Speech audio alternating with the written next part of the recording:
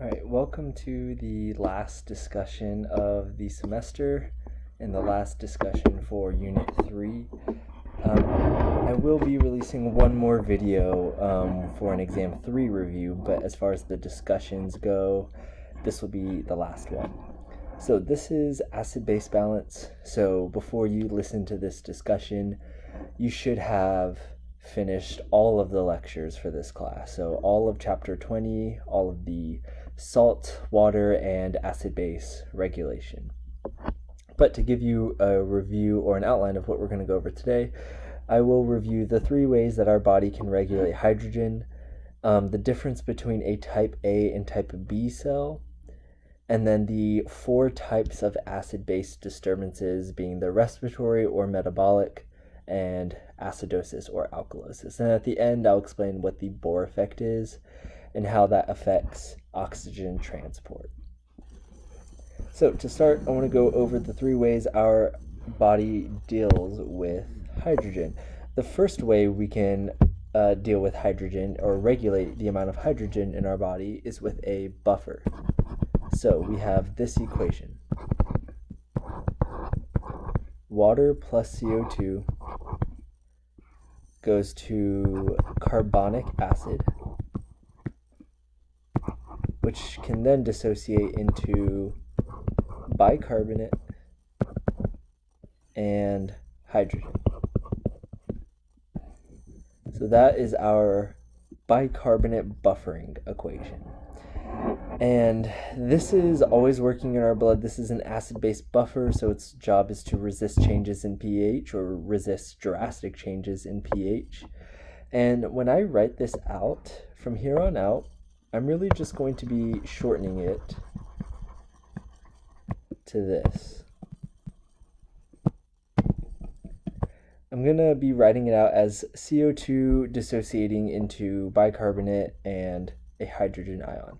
Now, I know this isn't a chemically balanced equation, but this isn't chemistry, so that doesn't matter as much. This will just be easier when talking about how this equation is moving, how reactants are moving, how equilibrium is moving. It's just easier to look at, and so I don't have to write out the entire equation every time. All right, so if you have a problem originate with CO2, so if the problem originates with CO2, that disturbance is called a respiratory disturbance. So if it originates with CO2, and we will talk about where a disturbance originates later. But if something originates on the other side with either bicarb or hydrogen, that disturbance is called a metabolic disturbance. So we have either a respiratory or a metabolic disturbance depending on what the origin of the disturbance is. So that is how our blood, this is happening in our blood. That's how our blood handles hydrogen. If for any reason the buffer isn't able to handle the hydrogen on its own or can't do it quick enough, we can have our respiratory system kick in, and we have respiratory compensation. And by that, I mean we can have hyperventilation or hypoventilation.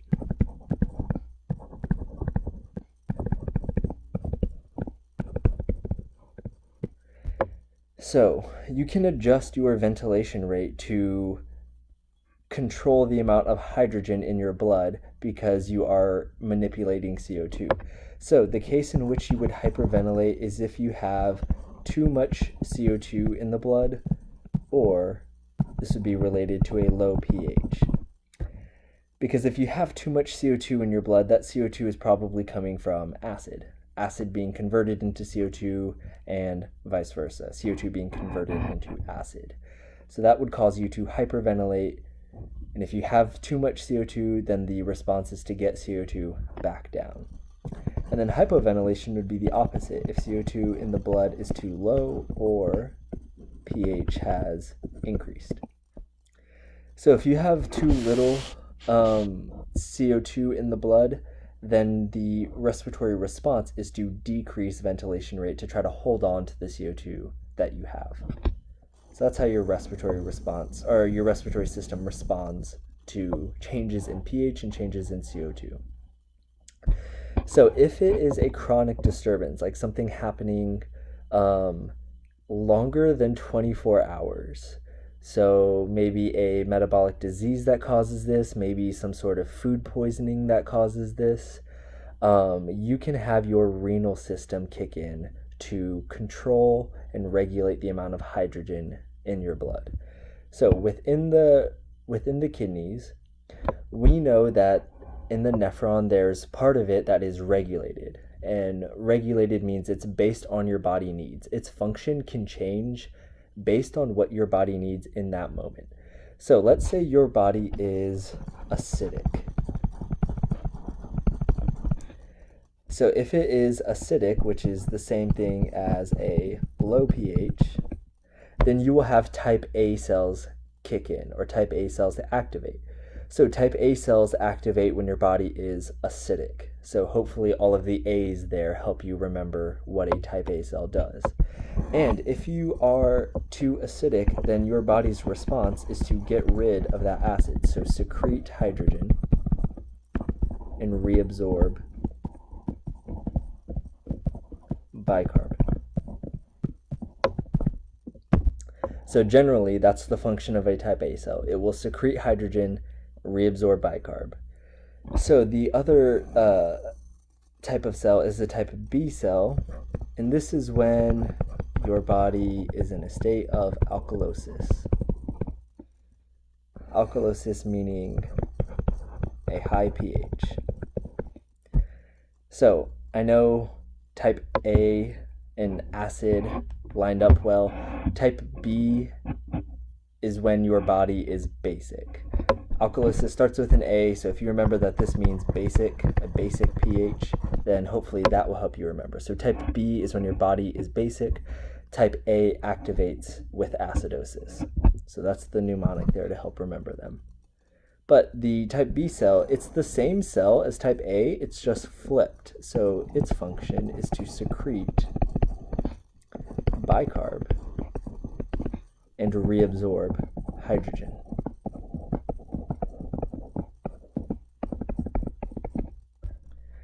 All right, so the way it actually does that, I've pulled these slides from the lecture, is with the same three transporters. So you have a hydrogen pump, a hydrogen potassium pump, and then a bicarb chloride exchanger. So this is like the problems that we did actually the very first week of discussion, where you had a epithelial cell with transporters and you had to put them on either the apical side or the basolateral side. So for the type A cell, if we know it's trying to secrete hydrogen and reabsorb bicarb, then we will find the hydrogen pump and the hydrogen potassium pump on the apical side, and those will be secreting hydrogen into the lumen. And then on the basolateral side, we'll find the bicarb chloride exchanger right there, and that will cause bicarbonate to be reabsorbed. The other thing we see on here is, well, we have this potassium exchanger, or the potassium pump. So with type A, we are also reabsorbing potassium. I don't know what potassium's role is in acid-base balance here, but I know that this is happening, so I should point it out to you. I should probably figure out why it is reabsorbing potassium, but after 4 semesters, I still haven't. So just know that there is potassium reabsorption happening in the type A cell. So with the type B cell, so this is basic, and type A was acidic, in an acidic situation. So with basic, we have the same 3 proteins, but we have different goals now. The goals are secrete bicarb, reabsorb hydrogen. So we can take those proteins with the type A cell and we flip the entire thing to where we have the 2 pumps now on the basolateral side and the exchanger on the apical side, which is shown right here. The 2 pumps and the exchanger. So that also means we have a different direction of potassium movement. We actually get potassium secretion here. And again, I don't know the role of this. I probably should, but I don't. So just pointing out that potassium is secreted in this case, where potassium was reabsorbed in the acidic case. Anyone knows potassium's role, feel free to email me and let me know. But that's what's going on here with the type A and type B cell. And this takes about 24 hours to kick in. So this would be something that's happening chronically, or something that's happening, I guess, longer than acutely, longer than a few minutes, longer than a few hours. This is more than a day. And this is in the distal tubule because it's based on your body needs. Your proximal tubule usually reabsorbs bicarb. The proximal tubule is usually functioning, well, I shouldn't say usually, it is always functioning like a type A cell, where it secretes hydrogen and reabsorbs bicarb. The reason is because it wants to hold on to that buffer. So then, based on the body needs, whether you are acidic or basic, in the distal tubule, you will activate one of those two cells. So again, just reinforcing the concept that in the proximal tubule, the functions are set and they cannot change. It is unregulated. But in the distal tubule, you can change it. You can regulate the movement on that part of the nephron based on your body needs. All right, so now let's get into the 4 types of disturbances. We have respiratory and metabolic, acidosis, and alkalosis. So we're going to make a little chart here. So if you want to pause the video so you can draw this out. And then we'll come back and we'll draw the equation for each of them, talk about causes, and so on. So we'll start with the first one, respiratory acidosis.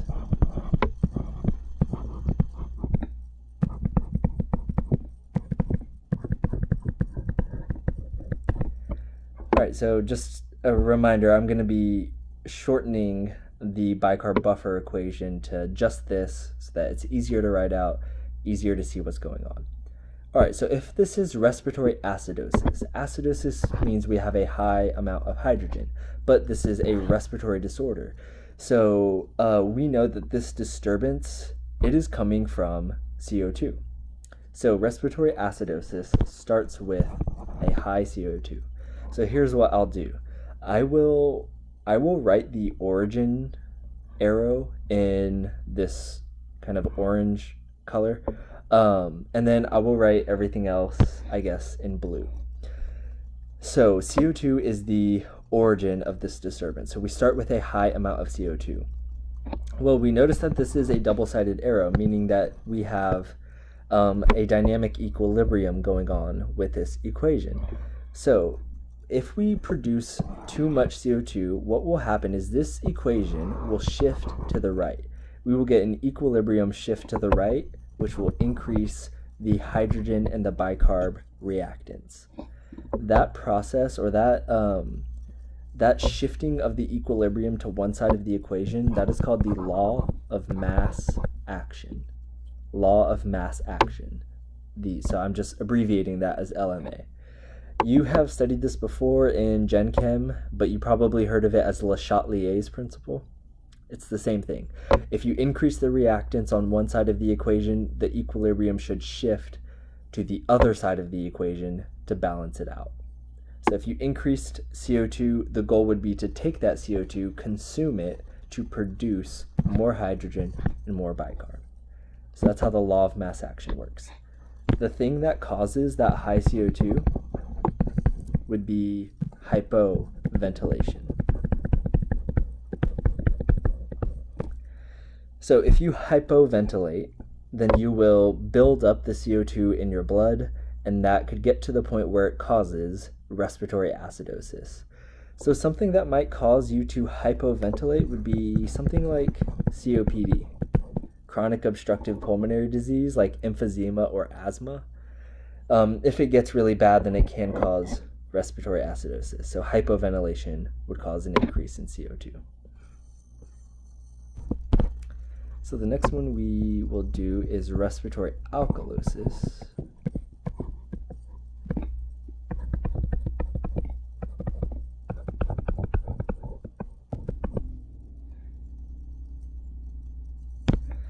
All right, so respiratory alkalosis now starts with a low CO2.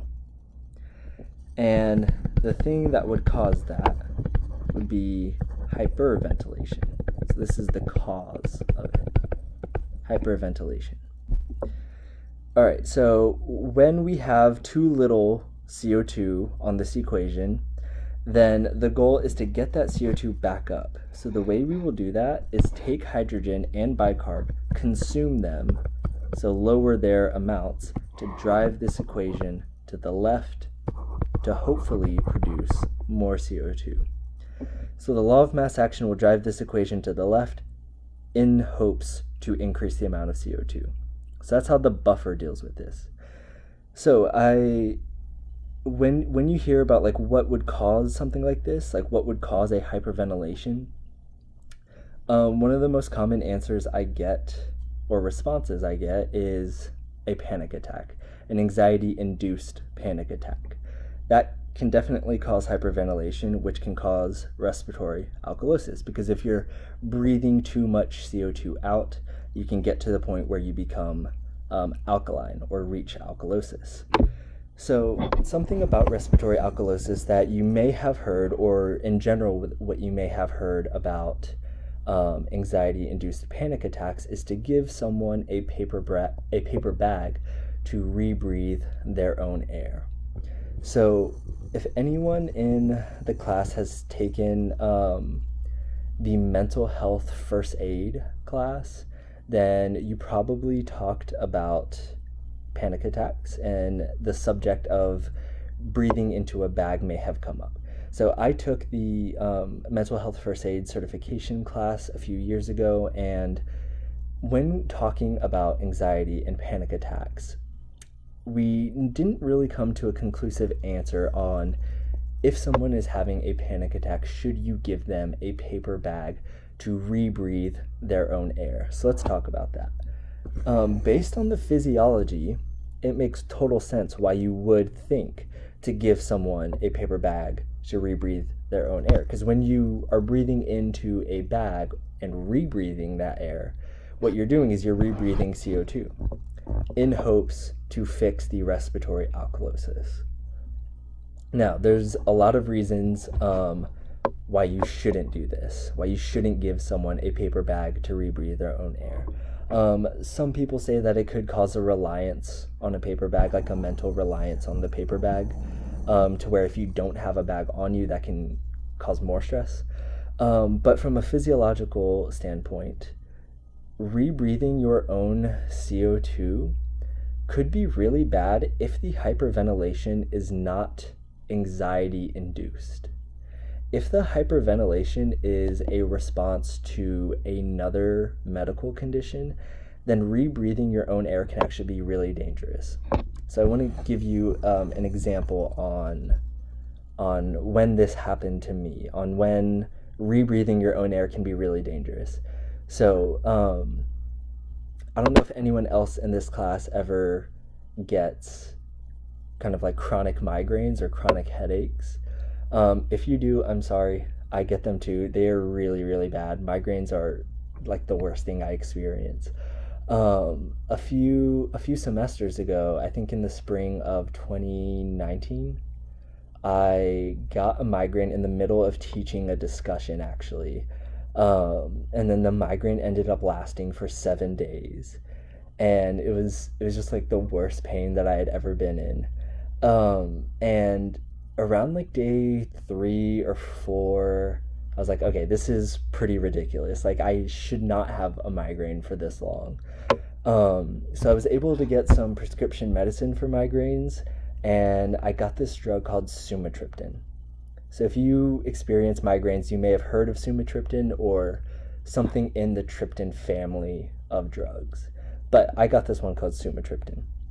So I took it at night, and after maybe about 20-30 minutes, I started to feel a little weird. I started to kind of breathe pretty heavy, and I felt like my chest was really tight, like there was a lot of pressure on my chest, and I felt a little bit of pain in my left shoulder. And I was like, okay, this is really weird. I usually don't feel this way after taking medicine. So I went to the package of sumatriptan, and it said, please stop or immediately stop using this medicine if you have any of the following signs of a heart attack, such as shortness of breath, tightness in the chest, like pain in the left shoulder. So then that really stressed me out, and I was like, holy crap, am I having a heart attack? And then I got more stressed about it, and then my ventilation rate increased more. And the more I kind of thought about it, the more stressed I got, and the more I hyperventilated. So in that scenario, if I was hyperventilating because I was stressed about having a heart attack, and if I were to have rebreathed my own air, my own CO2, it actually could have been really, really dangerous, because the origin of my hyperventilation was, I guess, not necessarily anxiety induced. I mean, anxiety definitely played a part, but it was more cardiovascular related. And something about heart attacks is that about 80%, so a majority of heart attacks, are due to ischemia, which is a lack of oxygen to the heart. So if someone is hyperventilating due to a cardiovascular event, like a heart attack, then rebreathing their CO2 is actually super dangerous, because you're actually limiting the amount of fresh oxygen that they're getting, and you could perpetuate the ischemic attack on the heart. So if you were to give someone a paper bag, you need to be 100% sure it's an anxiety-induced one, and it would be for a very short period of time, not very long. Because there are so many different factors going into that, a lot of people just recommend avoiding the paper bag altogether. Some people say they use them, some people say they don't, but I think in general the consensus is to kind of stay away from them, because you're not always positive what the source or the origin of the hyperventilation is. So you may be wondering, what's another way to treat an anxiety-induced panic attack if not with a paper bag? And that would be with some sensory grounding techniques. So obviously this is not going to be on your exam 3. I am just trying to give you a little bit more information to make this more interesting. But if you've heard of grounding techniques, it is a technique to kind of pull your mind out of basically itself into the physical world, because with a panic attack you have this extreme fear of something that can happen in the future, to where your body goes into the fight or flight mode. So if you were to ground yourself using your senses, this is a technique that you can use. It's called the 5-4-3-2-1 technique. So you would try to identify 5 things you can see, and maybe it'd be like, what are 5 blue things? 4 things that you can hear, 3 things that you can touch or feel. People say ice cubes work really well because it's so cold. 2 things that you can smell, 1 thing that you can taste. So you don't have to do the entire list. You can just maybe do number 3, something like that. But the idea is that focusing on your physical senses will bring you back into the physical world and hopefully ease the panic attack. So if you know anyone who experiences this, you can share this with them, or they may already know it, or maybe you can implement it for yourself. But I thought this would be helpful to give, because I didn't want to just tell you don't use a paper bag. I wanted to give you something else that you can kind of replace that with, or something that's maybe better. All right, anyways, getting back to the actual physiology of this. Let's do respiratory acidosis.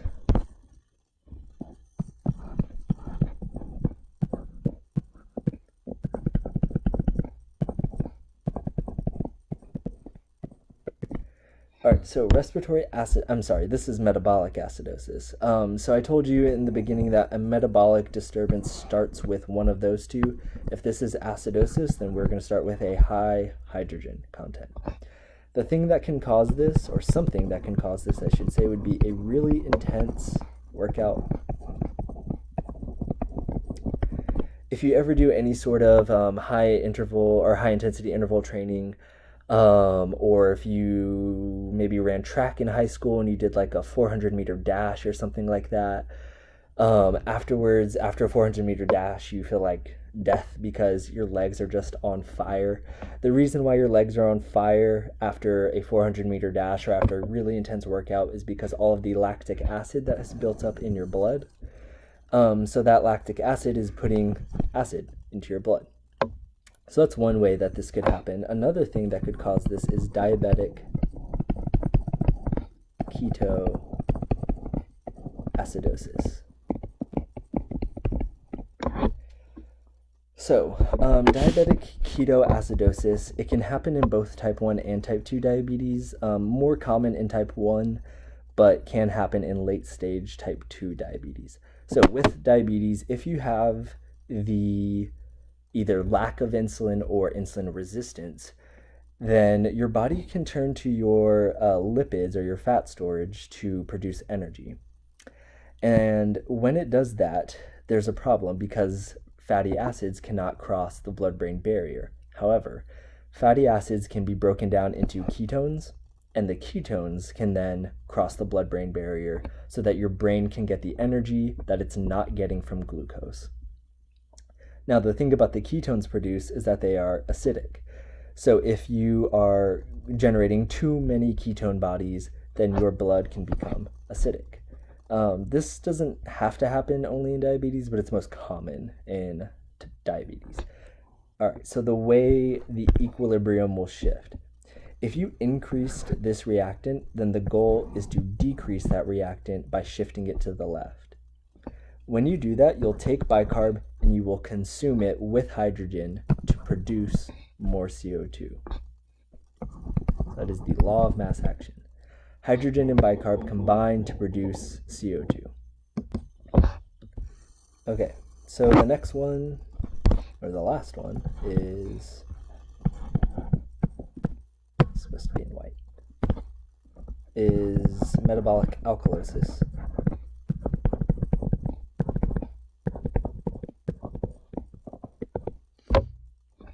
All right, so the origin of this is a low hydrogen. Something that can cause this is vomiting. The reason why vomiting can cause this, so something like food poisoning can cause this, or maybe after you did that really intense workout, you might feel like throwing up or vomiting. But the reason why it can cause metabolic alkalosis is because your stomach is filled with gastric acid, so it's an acid. So if you take all of that acid and you physically remove it from your body, then you will become alkaline, or you will reach a state of alkalosis. So the goal is to get hydrogen back up. The way we do this is by taking CO2, consuming it to produce more hydrogen and more bicarb.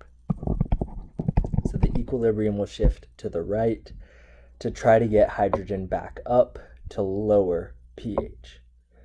So the vomiting can cause metabolic alkalosis. So those are the four acid-base disturbances. And when you're studying this, you should probably study the possible causes of them that I've listed here in this orange salmon-y color underneath. All right, the last thing that I want to talk about is the Bohr effect. So the Bohr effect states that increased hydrogen causes a right shift. So when I talk about a right shift, you should recognize that a right shift is in relation to the hemoglobin saturation curve. So hemoglobin saturation curve. All right, well, you might know that hydrogen causes a right shift because the four things that cause a right shift are increased CO2, increased temperature, increased hydrogen, and increased 2,3 DPG. So if you had studied that, then you would have already known that increased hydrogen causes a right shift. I want to show you how. So again, with our buffer equation,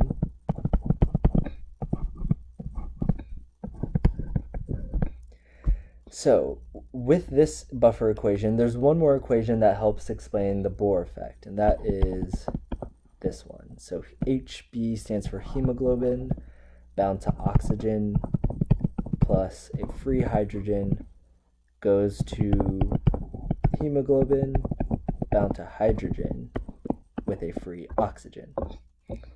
All right, so what the Bohr effect is saying is if you have an increase in CO2, so we just talked about many things that can cause an increase in CO2, something like hypoventilation or some sort of intense workout.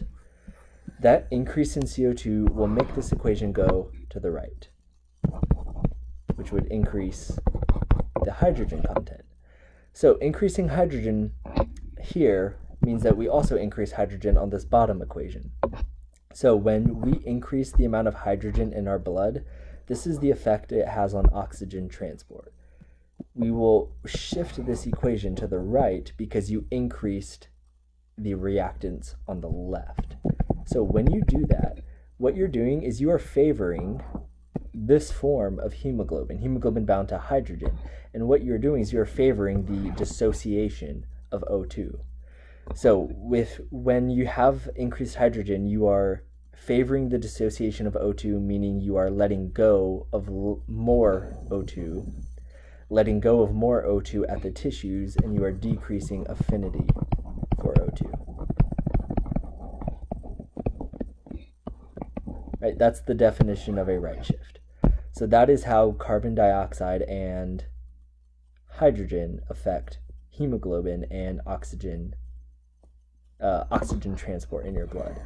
So when I talked about a right shift, we talked about how it is beneficial when you are working out. And that's true because with this, if you're working out, you're producing a lot of CO2 and a lot of hydrogen in the form of lactic acid. So if you drive this equation to favor the dissociation of oxygen, well, that oxygen is going to your muscles. So your muscles are going to be happy because they're getting more oxygen than they normally would.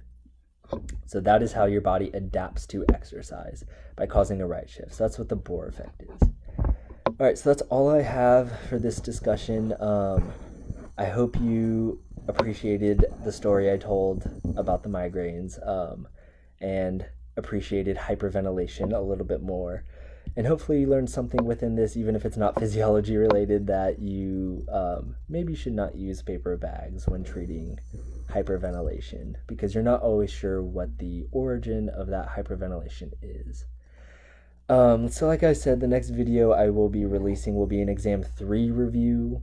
So this is the last kind of discussion material, but there will be one more video to look out for. And I will see you on office hours later this week.